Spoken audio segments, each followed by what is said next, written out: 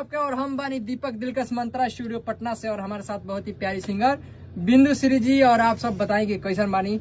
और हमने को बहुत दिन बाद ये वीडियो डालता है, ये चलते कि बीच में इनकरो तबियत खराब हो गए है, हमारो तबियत खराब हो गए है।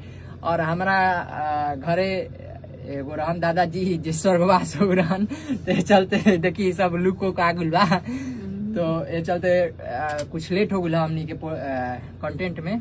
तो आप सब माफी चाहतनी, आप सबसे आप सब माफ करब। और आगे जितना भी एकरा पीछे वाला चैता के आप सब प्यार देले बनी, ओकर तो एकदम धन हो गई बा मिजाज। इतना बढ़िया प्यार मिलल, सब व्यूज गोल बहुत बढ़िया। और यही गाना के प्यार दी, आप सब आशीर्वाद दी। आगे अब रेगुलर गाना आवत रही रउआ सबके बीच।